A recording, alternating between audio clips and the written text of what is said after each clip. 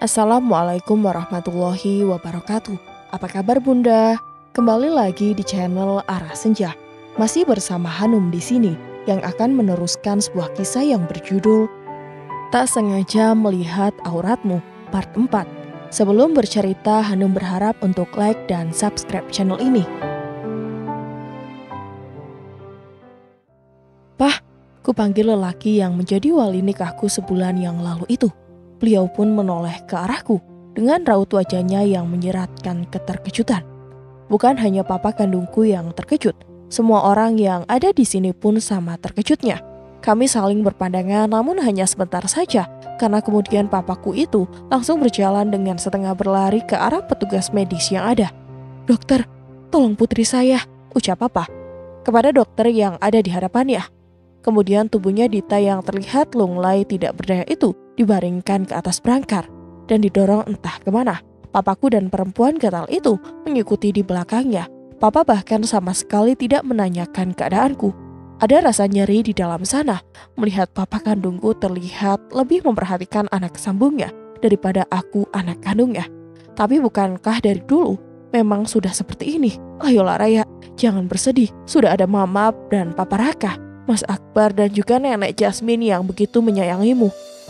Aku dan Mas Akbar saling bertatapan, kemudian laki-laki itu mengusap kepalaku, seolah mengerti dengan kegalauan yang tengah melanda hatiku. Sebenarnya, selain karena kecewa dengan papa kandungku, hatiku juga masih bertanya-tanya tentang apa gerangan yang membuat Dita juga dilarikan ke rumah sakit ini. Setelah belasan tahun yang lalu, kejadian yang sama pun terulang kembali. Sambil mendorong brangkarku menuju ruang rawat inap, Papa Raka membuka pembicaraan. "Apa maksudnya, Pak?" Aku bertanya sembari menahan rasa nyeri di perutku. "Dulu saat kamu masih kecil, mamamu datang tengah malam di rumah sakit ini, menggendongmu seorang diri. Waktu itu tubuhmu sedang demam tinggi hingga pingsan, dan tiba-tiba saja papamu juga datang menggendong Dita. Dan sekarang, kejadian yang sama persis terulang kembali. Hanya saja bedanya sekarang kalian sudah memiliki Papa Raka dan juga Akbar. Ya Allah, ternyata sepahit ini perjalanan rumah tangga mamaku gara-gara perempuan itu. Mah, maafkan Raya." Air mataku menetes pelan, menatap wajah mamaku yang terlihat begitu tenang. Kutarik tangan mamaku, ku genggam dan kutempelkan ke bibirku, satu tangannya yang lain dipegang oleh suamiku. "Tidak apa-apa, kamu jangan bersedih Raya. Fase itu telah kita lewati. Mama selalu berdoa semoga hal buruk yang menimpa Mama tidak akan terjadi di hidupmu nanti. Semoga pernikahanmu dengan Mas Akbar akan senantiasa diberikan kebahagiaan. Kalian akan menua bersama sampai ke janahnya." Lagi-lagi aku dan Mas Akbar hanya bisa saling berpandangan mendengar apa yang Mama ucapkan. Bahkan Papa masih sangat ingat dulu ruangan kalian bersebelahan, dan saat pagi-pagi Papa hendak memeriksa pasien, Papa justru melihat papa kandungmu itu tidur di ruangan Dita.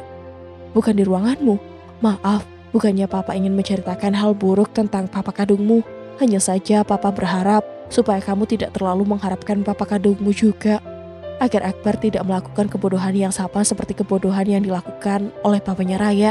Istri itu ibarat berlian yang harus senantiasa dijaga keberadaannya, bukan untuk disia-siakan dan nantinya akan menyesal setelah kita kehilangan. Jika memang istri belum sebaik yang kita harapkan, maka tugas kita adalah membimbingnya, bukan meninggalkannya. Papa Raka masih terus berbicara, hingga sampailah kami ke sebuah ruangan di mana aku akan ditempatkan. Sebuah ruangan kelas istimewa yang dipesan oleh Papa Raka. Begitu sampai di ruangan, seorang perawat perempuan sudah bersiap hendak membersihkan tubuhku. Namun nenek melarangnya. Biar dia dimandikan oleh suaminya saja di kamar mandi. Biar suaminya juga mandi sekalian, ucap nenek pada sang perawat. "Akbar, bantu Raya masuk ke kamar mandi. Mandikan dia dengan air hangat. Bantu dia memakai diapers. Bantu dia memakai baju. Jangan biarkan dia melakukan semuanya sendirian. Kamu suaminya, kamu harus bertanggung jawab penuh atas dirinya." Nenek Jasmine memberikan banyak sekali perintah kepada cucunya. Dengan sigap Mas Akbar pun menuruti semua yang dikatakan oleh neneknya. Ikut masuk ke dalam kamar mandi, menopang tubuhku yang belum sepenuhnya bisa berdiri. Dasar laki-laki, tadi saja dia bilang jijik saat diminta oleh Papa Raka untuk menggendongku. Sekarang giliran ada acara buka-bukaan di kamar mandi, dia mendadak bergerak cepat tanpa menolak sama sekali. "Mas, aku bisa sendiri, kamu keluar saja tidak apa-apa." "Yakin?" "Iya yakin, kamu keluar saja gak apa-apa." Nanti kalau aku udah selesai baru gantian kamu yang mandi. Tapi bagaimana jika kamu tidak bisa mandi sendiri? Aku malu mas, aku bau, alasanku. Kita kan juga sudah sama-sama bau, sudah sama-sama kotor. Sudahlah, jangan ngeyel, biar aku mandiin kamu. Aku melihat lelaki itu begitu ingin memandikan tubuhku. Ogah, lagian kamu, tadi pas aku muntah berak, masih di rumah kamu gak mau gendong aku. Sekarang giliran disuruh memandikan, langsung gerak cepat. Dasar otak mesum. Keluar dari sini, aku bisa mandi sendiri. Aku tidak tahu kenapa tiba-tiba berbicara seperti itu. Lelaki itu ternganga mendengar kata-kataku, namun sama sekali tidak membantahku. Hingga akhirnya dia melenggang keluar meninggalkan aku. Selalu seperti itu lelaki itu. Dia tidak pernah mau bertengkar denganku untuk hal-hal yang remeh-temeh seperti itu. Dia cenderung memilih mengalah terhadapku. Satu tangan kiriku yang berhubung dengan botol infus tidak kugunakan untuk beraktivitas. Aku takut jika terlalu banyak gerak, nanti justru selangnya akan terlepas. Akhirnya hanya kugunakan satu tangan kananku. Kerudung berhasil kulepas, namun bajuku sulit terlepas. Apalagi terlalu lama berdiri, aku jadi merasa bertambah lemas. Kubuka lagi pintu yang tadi sempat kututup itu. Kuintip keluar, tidak ada siapa-siapa. Selain Mas Akbar, Mama sama sekali tidak terlihat batang hidungnya. Sementara, jika ingin memanggil suami yang baru saja kuusir itu, aku merasa gengsi. Mah, Mama, tolongin Raya. Aku memanggil mamaku sekuat tenaga. Namun tidak ada jawaban yang kudengarkan. Bahkan Mas Akbar juga tidak memberikan reaksinya. Dia hanya duduk melihat televisi yang menyala. Mah, suaraku bertambah keras, memanggil Mama. Namun lagi-lagi tidak ada yang menghampiriku. Mama, Raya tidak bisa mandi sendiri. Suaraku bertambah keras lagi. Diam-diam aku berharap Mas Akbar akan datang ke kamar mandi jika memang Mama sedang tidak ada di sini. Namun apa yang terjadi? Lelaki itu justru lebih mengeraskan lagi suara TV-nya hingga suaraku menjadi bersaing dengan suara toko kartun yang sedang ditontonnya. Bahkan saat kulihat dia justru tersenyum-senyum sendirian saat menonton acara kesukaannya. Mas Akbar, akhirnya aku panggil juga lelaki itu. Gak dengar, dia memberikan jawaban yang membuat kesal hatiku. Bagaimana mungkin orang yang tidak mendengar bisa menjawab pertanyaan? Mas Akbar, aku tidak bisa mandi sendiri. Aku lagi asik nonton TV, lagi tanggung ini. Mas Akbar, tolong mandiin aku. Ku pertegas permintaanku. Akbar lagi mandiin Amel. Dia tertawa terpingkal-pingkal sambil memegangi perutnya. Aku membulatkan mata dengan jawaban konyolnya. Bisa-bisanya dia mendapatkan ide jawaban yang seperti itu. Seandainya tubuhku sedang tidak lemas seperti ini, ingin rasanya kuhampiri dan kucubit lelaki itu. Ya sudah, sana, pergi. Temui anak pelakor itu. Kututup pintu dengan sedikit keras. Tenagaku telah terkuras. Kemudian aku mendengar suara derap langkahnya. Semakin mendekat ke arahku, pintu pun terbuka dan dia langsung masuk ke dalamnya. Gayanya, tadi bilang bisa mandi sendiri. Kamu itu jalan saja sempoyongan. Mau sok-sokan mandi sendiri. Apalagi ini, selang infusnya. Jarinya menunjuk pada botol infus yang tergantung itu. Mendengar kata-katanya, aku memilih diam, menundukkan kepalaku. Maaf, ucapku kemudian. Kumaafkan, dia memberikan senyuman.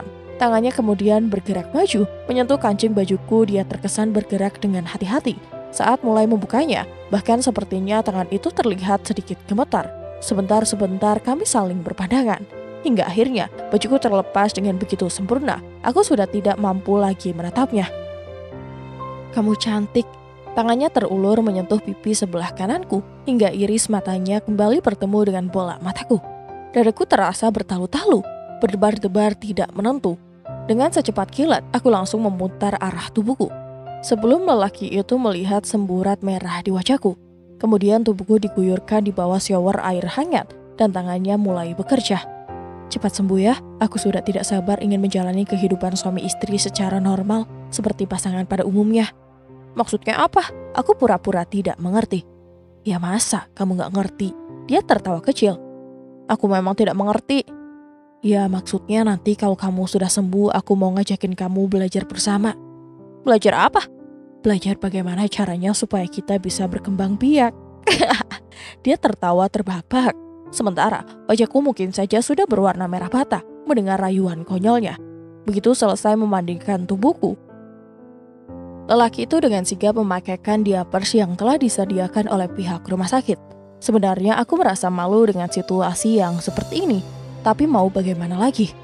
Untuk sementara kalian pakai baju seadanya dulu ya. Mama memberikan sepasang baju tidur berwarna pink untuk kami berdua. Mungkin baju ini baru saja dibelinya. Aku pun menurut saja. Dipakaikan baju itu oleh Mama sementara Mas Akbar kembali masuk ke kamar mandi untuk membersihkan diri. "Kamu kenapa? Tadi mendadak bisa muntah berak?" tanya Mama kemudian. Kemudian kuceritakan saja apa adanya. Namun perihal Dita tidak kuceritakan. Tentu saja aib suamiku masih akan kusembunyikan. Selama dia memang mau berubah dan mau menaati aturan. Kecuali jika nanti dia berniat menjadi suami yang tidak tahu aturan, jangan salahkan jika akhirnya aku adukan. Mereka kemudian menginterogasi Mas Akbar perihal isi ponselnya itu. Mas Akbar berdalih bahwa dia tidak tahu menahu karena Koton tidak pernah membuka aplikasi itu. Mereka pun percaya, aku pun juga percaya, karena memang tadi saat aplikasi itu kubuka, semua pesan-pesan itu memang jelas belum terbaca. Setelah beberapa saat perutku terasa lebih membaik, tubuhku juga sudah tidak selemas tadi. Mungkin karena efek suntikan dan juga cairan infus ini. Suamiku itu kemudian menyuapkan makanan kepadaku. Sudah kutolak, dia tetap memaksanya. Papa Raka dan Mama memutuskan untuk pulang ke rumah dan berjanji akan datang ke sini besok pagi untuk membawakan pakaian ganti. Sementara nenek lebih memilih berada di sini menemaniku. Beliau memang begitu menyayangiku. Aku bisa dengan jelas merasakan hal itu. "Nenek mau tidur di sofa, kamu nanti tidur di ranjangnya Raya. Kalau Raya terbangun malam-malam butuh apa-apa, kamu harus bisa menjadi suami yang siaga." Nenek membaringkan tubuhnya di atas sofa empuk yang tersedia. "Ingat Akbar, ini rumah sakit. Jangan kebablasan kayak dulu pas di kamarnya Raya itu. Libur dulu, menggarap sawahnya." Astagfirullah, nenek, ada saja kata-katanya. "Lagian Raya lagi hamil muda kan, kamu mesti ekstra hati-hati, jangan sembrono, jangan asal tancap, jangan asal tanam, kasihan embrio yang masih ada di dalam." "Hamil muda apaan sih, Nek?" seletuk suamiku. Aku langsung menempelkan jari telunjuk di bibir suamiku agar dia tidak lagi melayani ucapan neneknya itu. Akhirnya, lama-lama nenek pun diam, matanya telah terpejam. Mungkin beliau sudah tertidur dengan nyaman. Mas Akbar naik ke atas ranjang. Tubuh kami saling berhimpitan karena memang ukuran ranjang yang sebenarnya hanya diperuntukkan untuk satu orang. Satu tangannya melingkar memelukku. Ya Allah, ini adalah pertama kalinya dia tidur sambil memelukku. Rasanya begitu syahdu. "Mas, kira-kira Dita tadi kenapa ya?" Aku bertanya lirik, berharap nenek tidak mendengarnya. "Entahlah, aku tidak tahu dan tidak mau tahu. Tolong, jangan bahas dia. Semenjak aku tahu bahwa Amel itu adalah Dita, aku menjadi merasa begitu ilfil, merasa menyesal telah mengenalnya." Dia membenamkan wajahku di dada bidangnya. Akhirnya, aku pun terdiam juga, tidak ingin merusak moodnya. Cukup lama kami saling terdiam, mataku bahkan sudah mulai terpejam. Kusembunyikan wajahku di bawah ketiak suamiku, sambil kubaca doa-doa dan menghirup wangi maskulinnya. Namun belum juga mata ini terpejam dengan sempurna. Telingaku tiba-tiba saja menangkap suara pintu yang terbuka dengan begitu pelan. Kubuka sedikit mata yang tadi sempat terpejam. Tubuhku memang sempat menghadap pintu. Bisa melihat dengan jelas siapa orang yang sedang masuk itu. Sementara wajahku yang terhalang oleh lengan suamiku membuat orang itu tidak bisa melihat wajahku. Satu mataku mengintip melewati celah yang begitu sempit. Seorang perempuan terlihat berjalan dengan sangat pelan. Dia melangkah ke arah ranjang dan mendekati arah kami. Satu tangannya terulur mengusap pundak suamiku. "Pof Akbar, Mas Akbar, main sama aku aja yuk, mumpung Raya tidak ada." Tubuhku terjingkat mendapati anak perempuan yang rumahnya berseberangan denganku itu. Tiba-tiba sudah berdiri di belakangku. Ku amati penampilannya. Dari ujung kaki hingga ujung rambutnya, dia seksi, berbeda jauh dengan penampilannya Raya yang selalu menutupi auratnya. "Ayo dong Mas Akbar, main sama aku jauh lebih asik." Dia tersenyum lebar sambil mengedip-ngedipkan matanya. Melihat tingkahnya yang seperti itu, aku justru merinding. Akhirnya aku berlari mendekat ke arah Pak Budi. Hari demi hari pun berganti. Raya sering pulang sore karena dia ikut les tahfiz. Jadi selama Raya belum pulang, aku tidak punya teman. Gadis kecil dari rumah seberang hampir setiap hari selalu datang. Awalnya aku menolaknya, tidak ingin bermain dengannya. Namun karena Mama Anjani mengizinkan aku bermain dengan gadis itu, akhirnya aku pun bermain juga dengan gadis itu. Mama Anjani bahkan juga sering bilang, "Kasihan Dita, ibunya tidak ada." Begitu kata mamanya Raya. Lama-lama aku pun menjadi akrab dengan Dita. Gadis itu lumayan menyenangkan jika dibandingkan dengan Raya. Bermain dengan Raya, aku lebih banyak mendengar dakwah dan ceramahnya. Lebih banyak diajarkan matematika yang membuatku pusing kepala. Adik sambungku itu lebih banyak mengguruiku. Sementara bermain dengan Dita, aku bisa lebih santai, lebih bisa menjadi diriku sendiri. Hingga suatu siang, saat aku dan Dita sedang bermain ayunan, tiba-tiba Raya datang. Raya marah, mendiamkan aku lebih dari 1 minggu. Bahkan untuk membujuknya supaya dia mau kembali memberikan hatinya, aku sampai memberikan celengan hasil uang saku yang dikumpulkan lebih dari 1 tahun lamanya. Tapi tidak apa-apa, aku ikhlas memberikannya. Sejak saat itu, aku tidak pernah lagi bermain dengan Dita demi menjaga perasaan adik sambungku. Namun di suatu siang, tiba-tiba saja Dita datang dan menyeretku mengajak ke rumahnya. Aku diseret, dibawa masuk ke dalam rumahnya. Kemudian rumahnya dikunci. Saat itu di rumahnya tidak ada siapa-siapa. Siapa yang lebih cantik, aku atau Raya? Gadis kecil itu bertanya sambil menyibakkan rambutnya. Tentu saja, Raya lebih cantik jika dibandingkan dengan semua temanku yang ada, termasuk jika dibandingkan dengan kamu. Aku menjawab dengan polosnya. Mendengar jawabanku, gadis itu nampak kecewa. Namun 1 detik kemudian Dita sudah kembali melengkungkan senyumnya. Tapi aku bisa bermain permainan yang tidak bisa Raya mainkan. Apa? Kuda-kudaan? Hahaha, aku tertawa. Raya saja yang masih kecil sudah nggak suka main kuda-kudaan. Kuda kayunya sudah ditaruh di gudang. Aku melanjutkan ucapanku. Bukan bermain kuda kayu, tapi bermain kuda-kudaan seperti yang pernah dilakukan oleh Papa Abi dan Mamaku. Aku meringit dahi mendengar ucapannya yang benar-benar tidak aku mengerti. Caranya begini. Sambil berbicara seperti itu, tiba-tiba saja tangannya terulur, hampir saja meraih burung yang bersembunyi di dalam saku celanaku. Tentu saja aku kaget setengah mati. Ku tendang gadis itu hingga terjatuh, dan aku langsung membuka pintu, berlari dengan cepat masuk ke rumahku. Semenjak saat itu aku menjadi ilfil, aku menjadi takut setiap kali melihat gadis kecil itu. Aku tidak pernah lagi bermain dengannya, hingga akhirnya aku masuk ke pesantren. Aku tidak pernah lagi melihatnya, karena rumah yang dulu ditempatinya kini sudah berganti warga. Tidak kusangka setelah belasan tahun berlalu, aku kembali bertemu dengan gadis itu. Tanpa aku menyadarinya, dia memperkenalkan dirinya sebagai Amel, dan entah bagaimana konsep awal mulanya. Tiba-tiba saja aku sudah menerima cintanya dan menjalin komitmen dengannya. Begitu Amel bertemu Raya, barulah aku tahu jika Amel adalah Dita. Adalah gadis yang sama. Spontan bayang-bayang masa kecil itu kembali berputar-putar memenuhi isi kepala. Terbayang bagaimana dia pernah mengunciku di rumahnya. Terbayang bagaimana dia pernah ingin mengajakku berbuat hal yang di luar nalar. Tentu saja, rasa mual itu kembali ada. Rasa ilfil itu bertambah nyata. Tanpa menunggu besok atau lusa, kuputuskan saja hubunganku dengan Amel saat itu juga, di hadapan istriku, Raya. Dan malam ini saat aku ada di rumah sakit membawa Raya, tiba-tiba kami bertemu Amel yang tengah digendong oleh papa kandungnya Raya. Aku memilih fokus terhadap istriku. Tidak sedikit pun ada rasa ingin tahu tentang mantan pacarku itu. Kujaga dan kurawat istriku dengan baik, hingga akhirnya kami pun beranjak tidur berhimpitan di atas ranjang pasien. Namun tiba-tiba saja saat mata ini sudah mulai terpejam, aku merasa seperti ada orang yang mengusap pundaku dari belakang. Ada apa, Nek? Tanpa membuka mata dan merubah posisi tidurku, aku bersuara. Shh, saya mamanya Amel. Bola mataku bergerak-gerak di dalam kelopak. Begitu mendengar bisikan itu, mamanya Amel, mau apa dia datang kemari? Lekas kubuka mataku, kuputar kepalaku. Untuk memastikan suara itu, ternyata benar. Perempuan yang dulu pernah kulihat di masa kecilku itu kini sudah berdiri di hadapanku. Mau apa Anda datang kemari? Shh, jangan keras-keras, kita bicara di luar saja. Tanganku yang masih memeluk Raya bahkan sudah ditariknya. Maaf Tante, sebaiknya Tante keluar dari sini. Antara saya dan anak Tante sudah tidak ada hubungan apa-apa. Saya sudah menikah, istri saya sedang sakit. Tidak mungkin saya meninggalkan dia begitu saja. Aku mencoba bersikap tegas kepadanya.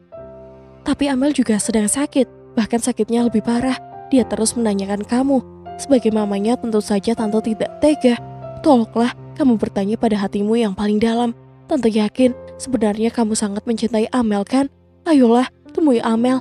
Mumpung istrimu yang keras kepala itu sedang tidur. Jangan khawatir. Nanti sebelum dia bangun kamu bisa kembali lagi ke sini. Dijamin Raya tidak akan tahu jika kamu sudah melipir ke sana.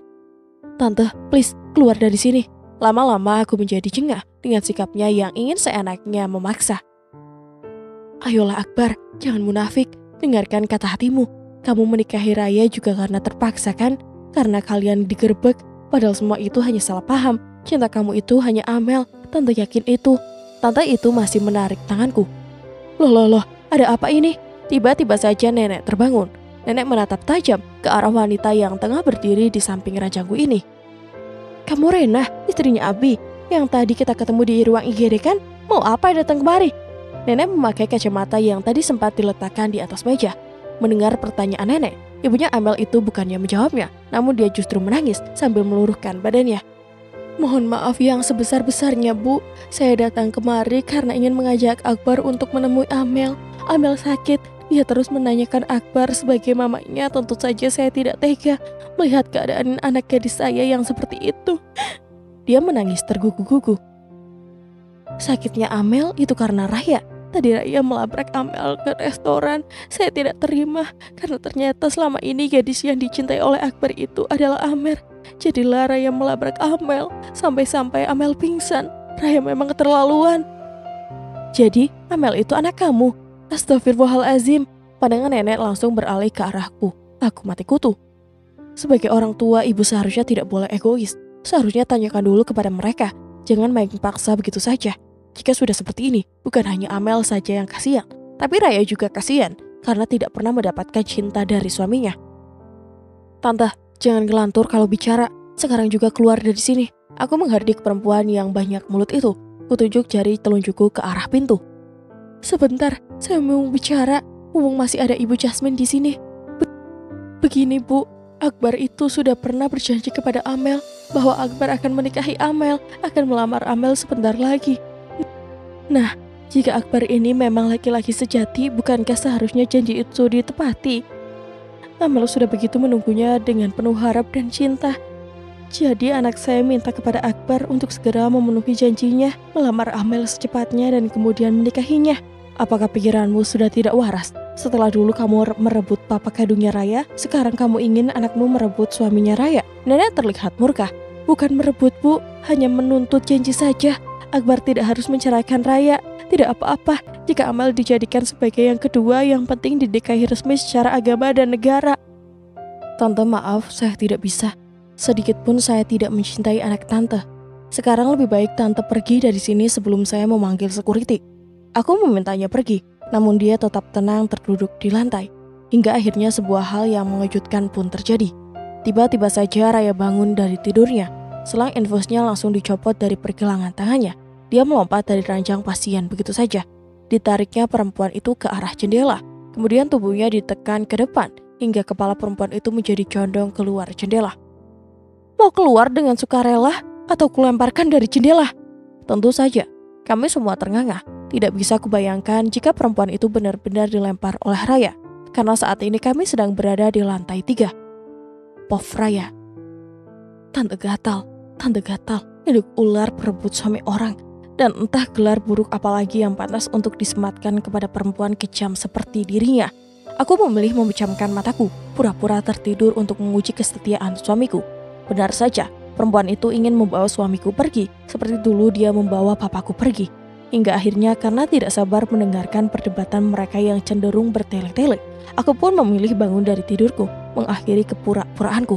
Aku yang tadinya merasa lemas tidak bertenaga, kini mendadak timbul tenaga baru, entah dari mana asalnya. Kuseret saja perempuan itu keluar jendela, dan kutekan tubuhnya hingga kepala condong keluar dari jendela. Raya, please, hentikan, itu berbahaya. Mas Akbar berteriak ke arahku. Seiring dengan teriakannya, tubuhnya sudah menarik tubuhku, kemudian merengkuhku ke dalam pelukannya. Tenang sayangnya, diusapnya kepalaku yang bersandar di dadanya dengan telapak tangan lebar. Sementara wanita yang berumuran dengan mamaku itu terlihat begitu ketakutan, hingga sekucur tubuhnya sampai gemetaran. Dia mungkin mengira bahwa aku akan benar-benar melemparnya keluar dari jendela. Tentu saja, aku tidak sebodoh yang mereka kira. Tante, keluar sana. Masih dalam posisi memeluk tubuhku, Mas Akbar berbicara kepada perempuan itu. Dengan langkah terhuyung-huyung, akhirnya perempuan itu berjalan ke arah pintu. Namun sebelum dia benar-benar keluar, dia masih sempat memutar tubuhnya melihat ke arahku. Raya, kamu jangan merasa menang ya. Jangan mentang-mentang sekarang Akbar membelamu, lantas kamu merasa berada di atas angin. Sakitnya Amel sekarang juga karena ulahmu tadi siang. Jika sampai Amel kenapa-napa, Tante tidak akan terima. Tante akan menuntutmu. Dan asal kamu tahu, sekarang Akbar memang sedang ada di pihakmu. Tapi besok, begitu Akbar sudah menyadari bahwa cintanya hanya untuk Amel, maka sudah pasti Akbar akan meninggalkan kamu apalagi dengan sikap barbarmu yang seperti itu. Tante yakin laki-laki manapun tidak akan kuat lama-lama menghadapimu. Ingat, jika Amel tidak kunjung sembuh, tante akan menuntutmu. Tuntut saja, tuntut, siapa takut? Tantangku. Kulemparkan sebotol plastik air mineral tepat mengenai mukanya. Air mineral pun muncrat keluar dari wadahnya hingga wajah dan baju perempuan itu menjadi basah seketika. Dia pun kemudian terbirit-birit keluar dari ruangan ini sambil mendengung-dengung berbicara sendiri. Mas Akbar langsung membawa tubuhku kembali di atas ranjang pasien. Dia berusaha menenangkan aku dengan cara mengusap-ngusap kepalaku. Nek, tolong jaga Raya ya. Akbar mau mencari dokter supaya kembali memasang infusnya. Nenek hanya menganggukkan kepalanya saja. Mas Akbar pun kemudian keluar. Raya, lain kali jangan seperti tadi ya, nenek takut. Nenek Jasmine mengusap dadanya di atas dan ke bawah. Maaf Nek, Raya spontan saja. Jujur aku merasa malu, telah gagal mengendalikan diriku di hadapan neneknya Mas Akbar yang begitu menyayangiku. Namun, mau bagaimana lagi? Setiap ucapan dan tindakan Tante Gatal itu selalu berhasil menaikkan level emosiku. Jadi, kamu sebelum ini sudah bertemu perempuan yang bernama Amel itu? Sudah tahu jika perempuan itu adalah pacarnya Akbar? Nenek kemudian bertanya kepadaku. Aku hanya menganggukkan kepalaku.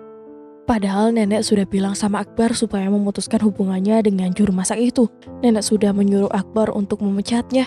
Ternyata Akbar hanya iya-iya saja, tapi sama sekali tidak dilakukan. Bahaya ini. Bahaya bagaimana, Nek? Ya bahaya. Perempuan sudah terlanjur cinta, dia akan menghalalkan segala cara.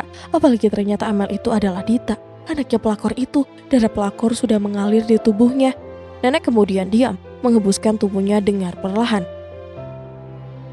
Raya, kamu jaga baik-baik suamimu ya. Senangkan pandangannya, kenyangkan perutnya, dan puaskan kebutuhan batinnya. Iya Nek, jangan khawatir. Pokoknya Raya tidak akan biarkan anak ular itu merebut Mas Akbar. Aku menjawab dengan begitu bersemangat. Jaga kandunganmu dengan baik. Semoga setelah adanya anak, itu akan lebih menguatkan ikatan kalian berdua sebagai pasangan suami istri. Nek, Raya itu belum hamil. Raya muntah-muntah bukan karena hamil, tapi karena sakit, muntah berak. Aku memberi keterangan kepada nenek dengan lebih jelas lagi, supaya nenek tidak terlanjur mengira bahwa aku telah hamil anak dari cucunya. Jadi kamu belum hamil? Wajah nenek Jasmine menyeratkan keterkejutan. Belum Nek, kuberikan sebuah senyuman. Jangan-jangan kalian selama ini malah belum melakukan. Nenek menatapku gemang, sambil menautkan kedua jari telunjuknya. Aku hanya menatap nenek diam tanpa tahu harus menjawab apa. Iya, kalian belum melakukan malam pertama. Nenek memperjelas pertanyaannya. Jawab nenek. Nenek bertambah gemas saja. Akhirnya sebuah anggukan kecil pun kuperlihatkan kepadanya. Ya Allah, sebulan lebih menikah kalian belum melakukannya. Terus selama ini setiap malam kalian ngapain aja? Lagi-lagi aku hanya diam, menundukkan pandangan. Tidak benar ini. Ucapan nenek terdengar seperti orang yang sedang frustasi. Baju malam yang nenek belikan tidak pernah kamu pakai? Tanya nenek kemudian. Lagi-lagi aku hanya menggelengkan kepalaku. Ya, baju malam yang dibelikan oleh nenek Jasmine memang hanya baru kupakai satu kali saja. Kamu itu kelihatannya saja cerdas, tapi mengatasi suami di atas ranjang saja tidak bisa. Nenek Jasmine menarik sudut bibir di sebelah kirinya. Saat itu juga Mas Akbar masuk beserta petugas medis yang masih berjaga. Perawat itu kemudian memasang kembali selang infus di pergelangan tanganku. Setelah selesai dia pun keluar dari ruangan ini. Akbar, nanti kalau Raya sudah sembuh, ajak dia bulan madu. Nenek tidak mau tahu, pokoknya sepulang dari bulan madu, istrimu itu sudah harus hamil. Kamu itu gayanya saja, sering disebut dengan sebutan calon pengusaha muda, bisnisnya lancar jaya, tidak taunya menikah lebih dari 1 bulan, tapi sama sekali tidak tahu bagaimana caranya membuat anak. Punya istri cantik, setiap malamnya didiamkan saja. Sebenarnya kamu itu normal apa tidak? Atau jangan-jangan kamu memang tidak normal? Pantas saja ponsel kamu ada laki-laki yang mau mengajak kencan. Dulu itu Papa Raka sama Mama Anjani itu menikah baru 1 bulan, Mama Anjani sudah langsung hamil. Pengantin baru mamamu itu setiap hari selalu pucat karena mereka gencar membuat anak. Sedangkan kalian menikah sudah 1 bulan lebih, sama sekali belum mengenal bentuk anatomi tubuh masing-masing pasangan. Aneh sekali, di era digital seperti ini ada pasangan seperti kalian. Bla bla bla. Nenek Jasmine terus saja berbicara. Kami tak ubahnya seperti sedang mendengarkan sebuah berita yang tidak ada iklannya. Mas Akbar diam, tidak menjawab walaupun sepatah kata. Dia hanya tersenyum-senyum sambil tertidur dengan posisi miring, menghadap ke arahku dan memeluk pinggangku. Hingga akhirnya kami tertidur. Neneknya suamiku itu sepertinya tidak ada lelahnya berbicara sendiri.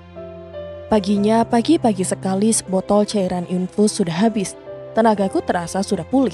Papa Raka dan Mama sudah datang semenjak setelah subuh tadi, membawakan pakaian ganti dan juga sarapan pagi untuk kami. Raya, pagi ini kamu sudah boleh pulang. Kita tinggal menunggu proses administrasi saja. Kita bisa berkemas-kemas sekarang. Kamu sudah enakan kan? Perutnya sudah tidak sakit lagi. Papa Raka berbicara. Sudah enakan kok, Pak. Terima kasih sudah membawa Raya ke rumah sakit, jawabku. Oh iya, tadi malam katanya selang infusnya terlepas. Kenapa bisa? Kamu kebanyakan tingkah. Kini giliran Mama yang bertanya. Oh, gak apa-apa Mah, cuma ketarik aja. Tahu-tahu sudah lepas. Tapi aman kok, langsung dipasang kembali oleh perawat jaga. Aku sengaja tidak bercerita perihal yang sebenarnya. Selain karena tidak ingin mengumbar masalah rumah tanggaku, aku juga tidak ingin membuat sedih hati mamaku. Kami pun kemudian bersiap-siap hendak keluar dari ruangan. Namun belum juga kami keluar, tiba-tiba di ambang pintu sudah berdiri Tante Gatal. Tentu saja, Mama dan Papa Raka pun terlihat begitu heran. Mau apa kamu datang ke sini? Mama bertanya dengan raut penasaran. Oh, cuma mau berterima kasih saja sama Akbar. Terima kasih Akbar ya. Meskipun kalau di depannya Raya kamu itu bersikap seolah-olah lebih memilih Raya, lebih mencintai Raya. Tapi ternyata kalau di belakangnya Raya kamu masih sempat memberikan perhatian yang sangat besar untuk Amel. Terima kasih karena selama hampir 1 tahun berpacaran dengan Amel, kamu sudah memberikan banyak hadiah. Bahkan uang yang kamu transfer kalau di total sudah mencapai ratusan juta. Dan terima kasih juga, semalam kamu juga masih sempat mentransfer uang untuk biaya rumah sakit. Tante doakan semoga kamu segera menemukan jalan untuk menikahi Amel secepatnya, supaya kamu tidak perlu main kucing-kucingan. Pov Raya. Tentu saja kami semua syok dengan apa yang perempuan itu katakan. Apalagi Mama dan Papa Raka yang memang tidak tahu apa-apa. Sementara perempuan itu kini berdiri persis di pintu. Kedua tangannya yang direntahkan berpegangan pada tiang pintu sisi kiri dan kanan. Senyumnya terlihat begitu jumawa dan penuh kemenangan. Kamu bicara apa tentang Akbar? Papa Raka maju ke depan. Tidak ada, siaran ulang. Perempuan itu kemudian pergi melenggang. Pinggulnya yang hanya terbalut kain lipis terlihat bergoyang-goyang. Akbar, jelaskan kepada Papa. Apa itu benar yang dikatakan oleh perempuan itu? Kamu menjalin hubungan dengan anaknya? Bagaimana bisa Akbar? Papa Raka menghentakkan kedua tangannya ke udara. Jujur, sebenarnya dari dalam hati kecilku, aku juga merasakan kekhawatiran. Takut apa yang telah terjadi pada diri mamaku terulang lagi di dalam rumah tanggaku. Jelaskan, jangan diam saja, bicara. Berikan Papa Raka terhadap keponakannya, membuatku ikut terkejut juga. Pah, Akbar memang pernah menjalin hubungan dengan Dita, tapi sekarang sudah tidak lagi. Semenjak Akbar menikah dengan Raya, itu pun Akbar juga tidak tahu jika ternyata gadis itu adalah Dita, anaknya tante itu. Karena selama ini nama panggilannya adalah Amel, bukan Dita. Akbar baru tahu jika dia adalah Dita, itu juga baru tadi siang. Kali ini Mas Akbar terlihat berbicara dengan lancar. Jika memang kamu sudah tidak lagi menjalin hubungan dengan dia, kenapa semalam kamu masih memberikan uang? Memberikan uang bagaimana, Pak? Akbar itu tidak memegang ponsel, mau mengirimkan uang dari mana? Atau jangan-jangan semalam kamu juga melipir ke kamarnya, seperti dulu dilakukan oleh papa kandungnya Raya? Tidak, Pak, Akbar tidak ke sana. Mas Akbar menjawab dengan cepat. Sekarang, mana ponsel kamu? Papa mau lihat. Mendengar pertanyaan itu, Mas Akbar terlihat celingukan hingga akhirnya dia menatapku. Ponselnya Mas Akbar ada sama Raya sejak kemarin pagi, Pak. Aku langsung mengambil ponsel suamiku yang terletak di atas meja. Untung saja, ponsel itu semalam sempat kubawa, meskipun aku dalam keadaan tidak baik-baik saja. Apa sandinya? Tanya Papa Raka. Ulang tahunnya Raya. Papa Raka pun kemudian mengotak-ngatik ponsel yang ada di tangannya, melihatnya dengan begitu serius dalam waktu beberapa saat lamanya. Ya Allah Akbar, jadi benar apa yang dikatakan oleh perempuan itu. Kamu selama ini sering mentransfer uang untuk anaknya. Ini jumlahnya tidak sedikit Akbar. Jika di total bisa ratusan juta. Kamu dalam keadaan sadar tidak? Ketika mentransfer uang itu, seharusnya kamu itu bisa berpikir. Gadis yang punya harga diri, gadis yang benar-benar mencintai, dia tidak akan mau menerima hadiah dalam bentuk uang jika belum sah menjadi suami istri. Lah ini kamu, diporotin sudah sejak lama, tapi tidak sadar-sadar juga. Papa tidak mau tahu, hari ini juga kamu pecat perempuan itu dari restoranmu. Selamatkan rumah tanggamu sebelum semuanya terlanjur hancur. Perempuan seperti dia tidak pantas untuk bersamamu, meskipun hanya sebatas sebagai karyawan di restoranmu. Kamu harus bisa berkaca dari papa kandungnya Raya. Hidupnya hancur hanya gara-gara mudah terayu bujukan perempuan setan seperti dia. Ponsel pun kemudian diberikan lagi kepada Mas Akbar. Papa Raka keluar tanpa berbicara apa-apa, entah beliau mau kemana. Tidak lama kemudian, dia sudah masuk kembali ke dalam ruangan yang kutempati, namun tidak sendiri. Ada seorang laki-laki yang datang bersamanya, berjalan dengan terpaksa, karena tangannya diseret oleh papa sambungku itu. Lelaki yang diseret oleh papa Raka itu tidak lain tidak bukan, adalah papa kandungku, Papa Abi. Begitu sampai di ambang pintu, Papa Raka segera melempar tubuh papa kandungku, hingga tubuh itu melempar tepat di samping ranjang tempat tidurku. "Lihatlah, putri kandungmu!" teriak Papa Raka sambil menutup pintu dan kemudian menguncinya. "Dia sakit sejak semalam. Kamu sudah tahu, tapi sama sekali tidak ada inisiatif untuk datang kemari, menjenguknya. Padahal kamu juga ada di rumah sakit ini. Kamu sudah tua, tapi masih tetap sama seperti dulu.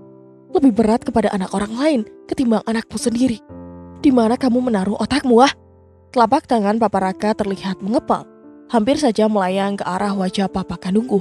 Namun sebelum kepalan tangan itu mendarat, ternyata pemilik tangan itu sudah kembali lagi menariknya dengan kuat. "Raya, maafkan papa. Apa yang dikatakan oleh Papa Raka memang benar adanya. Papa tahu Raya masuk rumah sakit. Bukannya papa tidak mau menjenguk, tapi memang papa belum sempat datang kemari. Dita semalaman suntuk tidak mau ditinggal. Dan papa mikirnya kan, kamu sudah punya Papa Raka, sudah punya Akbar, sudah punya mama, sudah punya nenek Jasmine. Kamu dikelilingi oleh banyak orang-orang yang menyayangi. Diam, ocehanmu tidak ada gunanya." Papa Raka menyela ucapan papa kandungku. "Tentunya kamu tahu bukan, prahara yang sedang menimpa anak kandungmu, yang diakibatkan oleh anak tirimu. Kamu tahu bukan, dan kamu memilih diam saja, berpura-pura tidak tahu apa-apa. Di mana hati nuranimu? Kamu sedari Raya masih kecil, selalu memaksa anak kandungmu untuk mengalah. Dan sekarang setelah Raya dewasa, setelah Raya berkeluarga, kamu masih tetap diam saja. Ketika anak tirimu akan merebut suami anak kandungmu, apa kamu sudah gila?" Papa Abi hanya diam dengan semua hal yang Papa Raka ucapkan. Mungkin diamnya itu memang membenarkan. "Aku tegaskan kepadamu, didik anak tirimu, didik istri setanmu, jangan sampai mereka mengusik rumah tangganya Raya. Jangan sampai hal itu terjadi. Aku tidak akan pernah memaafkanmu. Camkan itu." Pintu yang tadi sempat terkunci kini dibuka kembali oleh Papa Raka.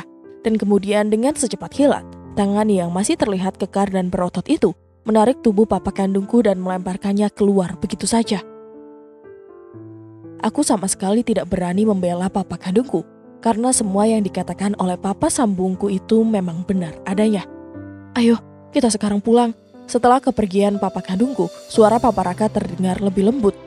Saat kami keluar dari rumah sakit, lagi-lagi kami bertemu kembali dengan ketiga orang itu. Mungkin Dita juga keluar dari rumah sakit. "Mas Akbar."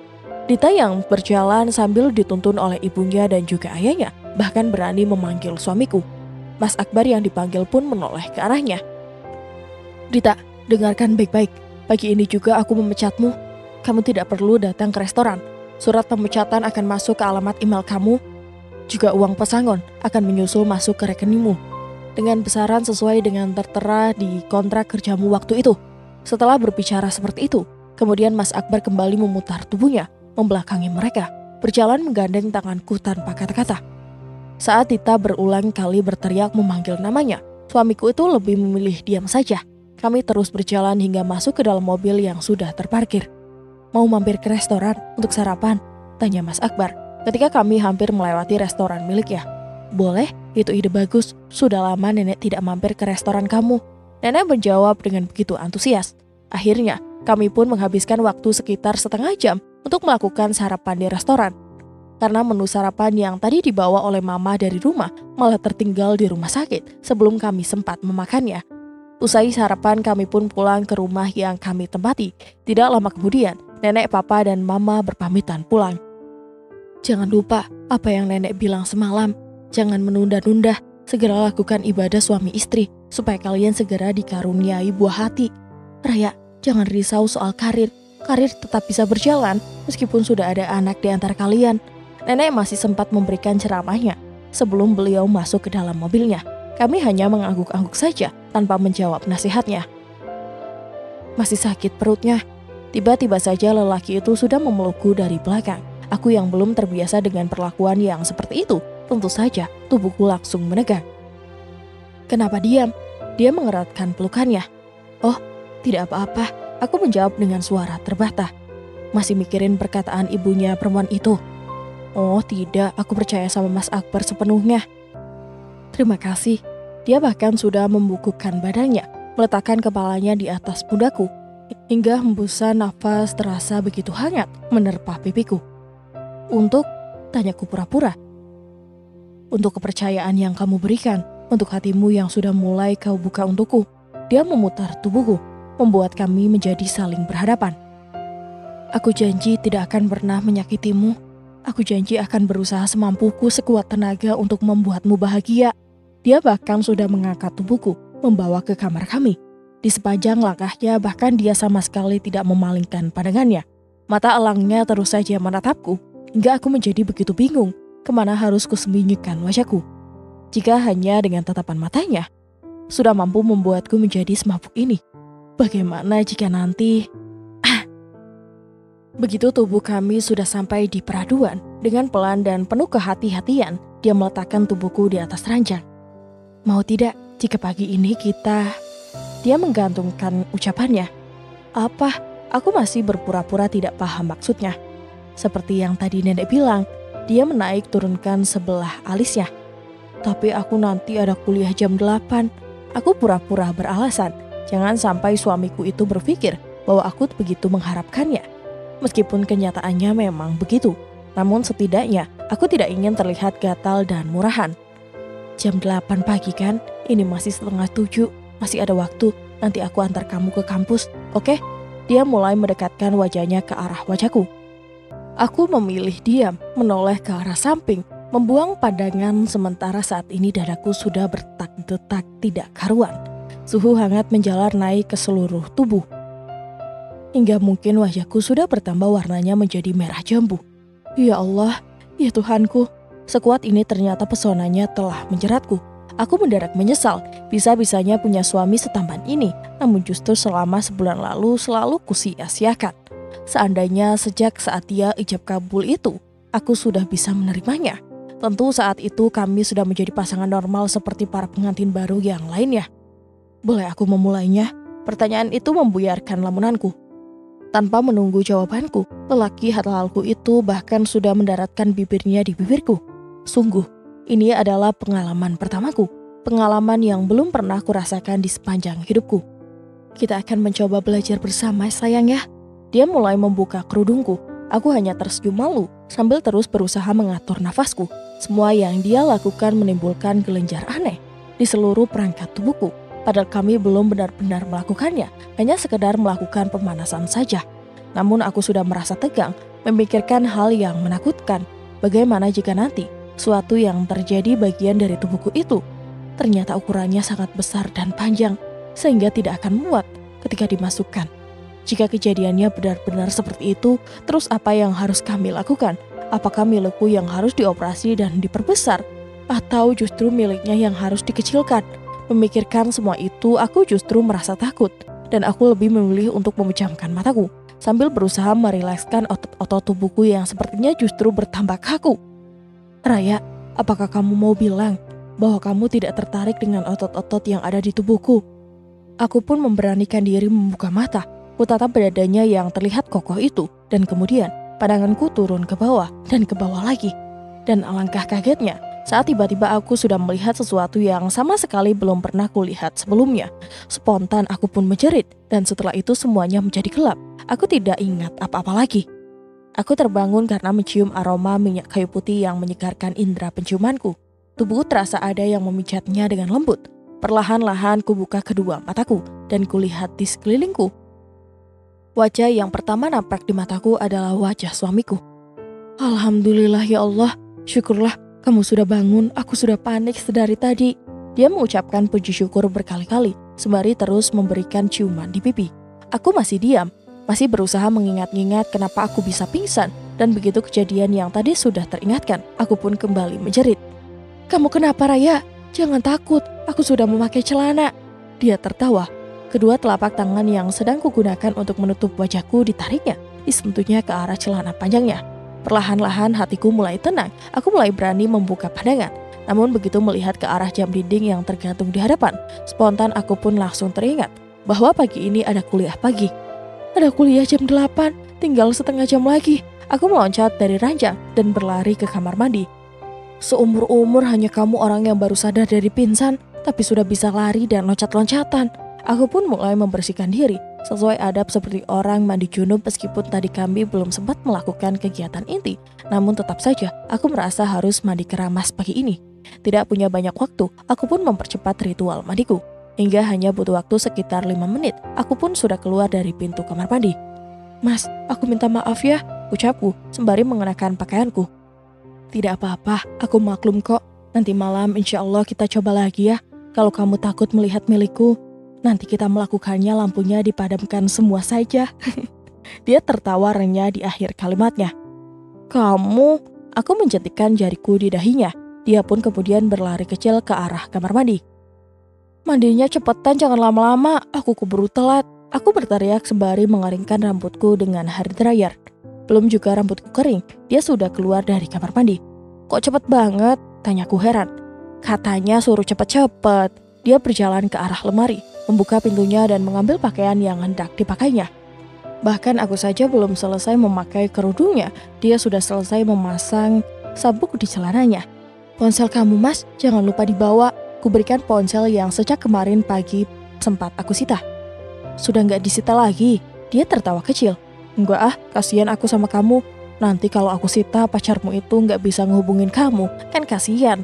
Aku sengaja berbicara seperti itu, menjadikan Dita sebagai bahan ledekanku. Padahal, pikirku jika Mas Akbar tidak membawa ponsel, bagaimana dia akan berkomunikasi dengan para karyawannya, berkomunikasi dengan rekan-rekannya. "Aku bakal blokir itu nomornya Amel, lihatlah." Dia memperlihatkan layar ponselnya kepadaku dan melakukan langkah-langkah pemblokiran terhadap nomor perempuan itu. Kemudian, kami pun berangkat, dia mengantarku hingga ke pelataran kampusku. Saat aku hendak turun dari mobil, tiba-tiba saja dia menarik tubuhku, mencodokkan tubuhnya ke arahku, dan menatap dalam ke arah mataku. "I love you."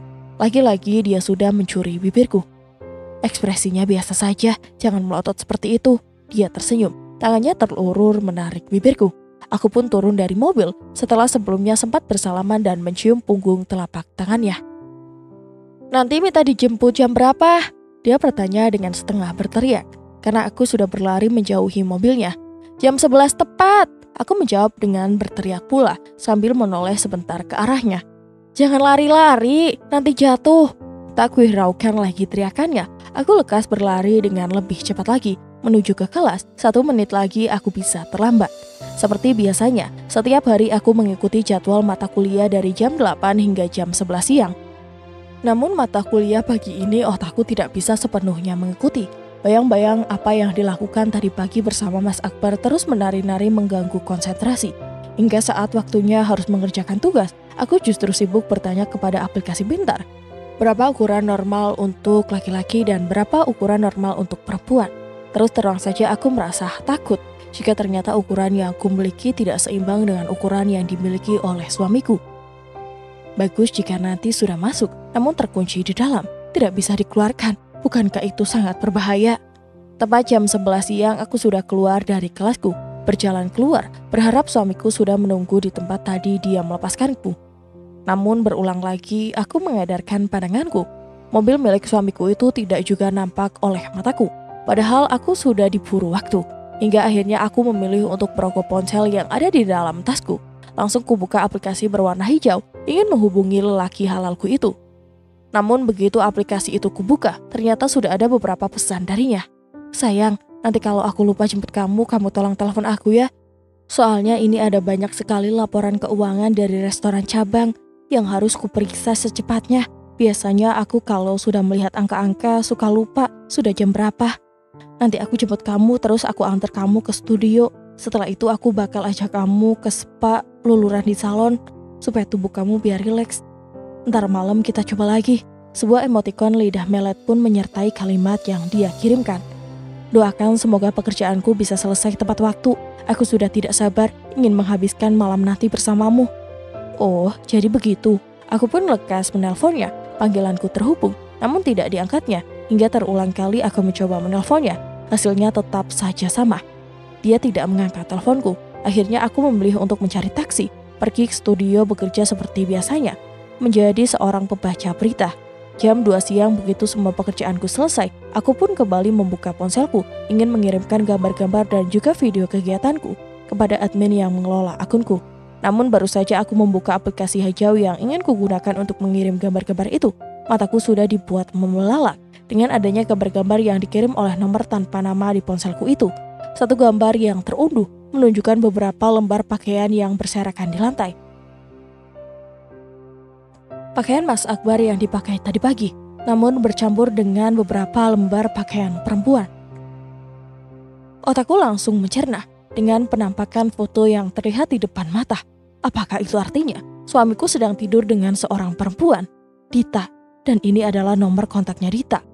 Dengan tangan yang gemetar, juga nafas yang sudah mulai tidak beraturan, aku pun mengunduh gambar yang lainnya lagi. Iya, benar dugaanku. Bahkan gambar yang baru saja terunduh ini menunjukkan wajah mereka dengan begitu jelas. Mereka seperti orang yang tengah tertidur pulas dengan bibir yang saling menempel satu sama lain. Ya Allah, ya Robbi, ada apa ini? Kenapa suamiku yang tadi pagi bersikap begitu manis, berjanji hendak menjemputku, hendak mengajakku perawatan ke salon, hendak menghabiskan sepanjang malam nanti bersamaku? Kenapa dia justru tidur dengan perempuan itu? Bahkan saat aku membuka foto yang ketiga, foto itu semakin menampakkan aurat mereka, di mana mereka berdua sama-sama tidak memakai baju, dengan dada yang saling menempel satu sama lain. Raya, sebelumnya aku minta maaf jika menyakitimu. Jujur, sebenarnya awalnya aku sama sekali tidak menginginkannya, namun suamimu telah memaksaku untuk melakukannya. Dia bilang dia tidak pernah mencium tahimu. Dia menikahimu hanya karena terpaksa saja. Suamimu selama ini bersikap baik kepadamu hanya karena tidak ingin menyakiti hati orang-orang yang ada di sekitarmu. Tapi ternyata selama ini dia selalu merasa tersiksa. Dan pagi ini dia mengajakku untuk bertemu. Awalnya aku tidak mau, karena aku tidak ingin dianggap merusak rumah tanggamu. Aku sebenarnya sudah ikhlas dengan semuanya, tapi suamimu memaksaku. Dia bilang dia tidak bisa hidup tanpa aku, karena memang hanya aku perempuan yang dicintainya. Hingga akhirnya dia mengajakku untuk melakukan hubungan itu. Awalnya aku menolak, aku tidak mau melakukannya, namun dia nekat. Dia bilang, jika kami sudah berhubungan, maka akan lebih mudah baginya untuk meminta restu kepada neneknya. Apalagi jika nanti aku berhasil mengandung buah hatinya, tentu neneknya tidak akan tega. Dan akhirnya karena dia terus memaksaku, terus merayuku dan terus meraba-raba dan meremas-remas seluruh bagian tubuhku, aku pun tidak bisa menolaknya. Aku terbuai dengan perlakuannya. Hingga akhirnya terjadilah hubungan ini. Baju-bajuku yang berserakan di lantai itu, tangan Mas Akbar lah yang melepaskan dari tubuhku. Kemudian dia memuji segala bentuk keindahan tubuhku. Dia bilang aku cantik, aku mulus, aku seksi dan sangat menggairahkan. Dia juga bilang bahwa ukuran dadaku lebih besar jika dibandingkan dengan milikmu. Maafkan aku Raya ya, jika akhirnya aku tidak bisa menolak ajakan lelaki yang telah menjadi suamimu itu. Dia terus memepetku hingga aku tidak memiliki celah untuk pergi menghindar darinya. Kamu tahu tidak, ternyata Mas Akbar itu sangat perjaka. Aku sampai kewalahan dibuatnya. Dia benar-benar laki-laki sejati yang pandai memanjakan wanitanya dengan berbagai cara. Setelah kemarin kamu sempat menyongkol mulutku dengan balsem, hari ini suamimu menyumbat mulutku dengan sesuatu yang membuatku... kamu tahu sendiri kan? Tidak perlu kujelaskan. Isi cat itu lama-lama terasa menjijikan, hingga membuat aku menjadi mual. Namun jika tidak kubaca, tentu saja aku merasa penasaran. Yang jelas hari ini suamimu berhasil merobek keperawananku. Awalnya sakit sekali, tapi suamimu pandai mengobati rasa sakit itu. Dia membawaku melayang, hingga akhirnya rasa sakit itu terlupakan, berganti dengan kenikmatan yang tiada terkira. Dan aku merasa menjadi wanita yang paling bahagia dengan semua perlakuannya. Dia berjanji, setelah ini akan menikahiku secepatnya dan akan menceraikanmu. Tapi aku kasihan padamu. Aku bilang kepada suamimu, tidak perlu menceraikanmu. Aku mau dijadikan yang kedua, asal dia bisa adil terhadapku dan juga terhadapmu. Dan dia sepertinya sedang memikirkan hal itu. Nanti jangan iri ya, jika ternyata istri yang kedua justru hamil terlebih dahulu. Karena memang Mas Akbar pun tadi sudah bilang bahwa dia sudah tidak sabar ingin agar Akbar Junior segera terlahir dari rahimku, rahim perempuan yang dicintainya, bukan perempuan yang hanya dikasihaninya. Aku yakin setelah ini aku akan hamil, karena tadi itu bukan hanya satu kali benihnya tertanam di rahimku. Apalagi setelah aku bilang kepadanya bahwa minggu ini adalah masa suburku, dia pun semakin bersemangat menggumburku. Kami sampai bermain berkali-kali. Setelah satu ronde permainan selesai, dia akan minta lagi. Dia bilang aku legit dan lincah, berbeda dengan kamu yang terasa hambar dan kaku. Kamu lihatlah, banyak sekali tanda merah di tubuhku ini. Ini adalah buah ulah suamimu. Dia menggigitku, menghisapku sampai tubuhku dibuat mengkejang kegelian karena perlakuannya. Aku sampai minta ampun berkali-kali, tapi suamimu tidak mau berhenti. Di bawah chat yang baru saja aku baca, dia bahkan mengirimkan foto di mana foto itu menampakkan beberapa bagian tubuhnya yang ada banyak sekali bekas tanda merah. Bekas tanda merah yang juga aku miliki. Karena pagi tadi suamiku itu sudah sempat memberikan padaku. Hanya saja jika aku hanya memiliki beberapa, namun perempuan itu memiliki banyak sekali. Di lehernya, di dadanya, di permukaan perutnya. Bahkan foto pahanya yang penuh dengan tanda itu pun dia kirimkan kepadaku. Ya Allah, astagfirullahaladzim, aku serasa seperti ingin pingsan, mendapatkan kenyataan yang sama sekali di luar dugaan. Kamu lihat juga ya, suamimu juga memiliki banyak tanda merah. Tadi soalnya dia memaksaku untuk memberikan itu, padahal kan sebenarnya tadi aku merasa malu. Tapi karena suamimu terus memintanya, akhirnya aku pun tidak bisa menolaknya. Tidak ada sejengkal pun bagian tubuhnya yang tak luput dari sentuhanku. Pun sama dengan tubuhku, semua tubuhku sudah dijedah olehnya. Sampai ke bagian yang terdalam sana. Tenaganya kuat seperti kuda, tahu nggak? Dari jam 9 pagi kami mulai bermain, hingga sampai sekarang kami baru selesai. Sekarang suamimu sedang tidur nyenyak di dalam pelukanku karena kelelahan. Bahkan jika celananya bukan aku yang memakaikannya, dia akan tidur tanpa celana. Kalau kamu tidak percaya, kamu bisa datang ke restoran utama sekarang juga, mumpung kami masih ada di sini.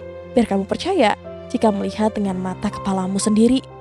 Soal begini ya, jika kamu tidak segera datang, aku takutnya nanti suamimu keburu bangun dan pergi, dan kamu tidak akan melihat sendiri.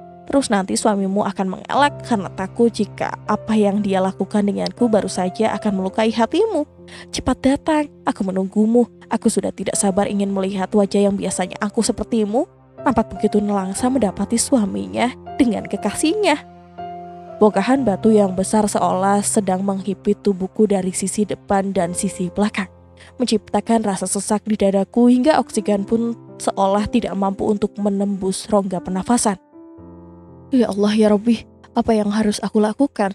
Jika sudah seperti ini, aku bahkan tidak tahu lagi bagaimana caranya agar bisa mengendalikan situasi yang seperti ini. Ingin rasanya aku mengadu kepada nenek Jasmine, kepada Papa Raka dan kepada Mama. Tapi bagaimana jika nanti Mama akan bersedih? Tidak, aku tidak boleh membuat mamaku menangis. Selama aku masih bisa, maka biar ku hadapi sendiri saja. Teret, teret, teret, ponselku bergetar. Lagi-lagi dia. Nomor tanpa nama yang sudah terhafal di luar kepala. Kali ini perempuan itu bahkan mencoba melakukan video call kepadaku. Tidak perlu menelponku. Aku akan segera datang, ucapku. Begitu panggilan itu ku terima. Dia tertawa di seberang sana. Diarahkan layar ponselnya tepat di wajahnya. Dan kemudian dia mencium pipi suamiku yang nampak sedang tertidur pulas itu. Sialan, dia membalas apa yang kemarin sempat kulakukan padanya. Langsung kumatikan ponselku. Bergegas aku meminta bantuan teman kerjaku untuk mengantarku ke restoran utama. Begitu sampai di pelataran restoran, aku segera berlari masuk ke dalam. Mau kemana mbak? Salah seorang pegawai restoran menghadang langkahku. Iya, karena memang ruangan yang kini kumasuki sudah bukan ranah untuk pengunjung. Ke ruangan Pak Akbar, jawabku sambil terus berlalu. Mohon maaf mbak, sesuai dengan pesan dari Bu Amel, Pak Akbar sedang tidak bisa diganggu. Beliau sedang ada di dalam ruang kerjanya bersama Bu Amel, calon istri. Saya istrinya. Aku langsung membuka masker yang menutupi wajahku. Ku bentak pegawai yang sebenarnya tidak bersalah itu. Tanpa meladennya lagi, aku segera berjalan cepat ke arah ruang kerja suamiku. Segera aku dorong pintu yang tertutup dengan kedua tanganku, namun sepertinya pintu itu dikunci dari dalam. Buka! Ku gedor berkali-kali. Pintu pun dibuka oleh seorang perempuan menjijikan yang bahkan masih dalam keadaan telanjang.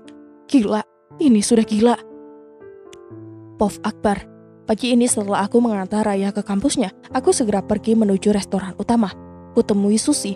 seorang wanita parubaya yang menjabat sebagai HRD di restoran ini. "Bu, tolong pelajari kontrak kerja atas nama Dita Amalia Arman. Putuskan hubungan kerja dengannya sekarang juga. Berikan dia uang pesangon sesuai dengan yang tertera di surat perjanjian kerja." "Baik, Pak."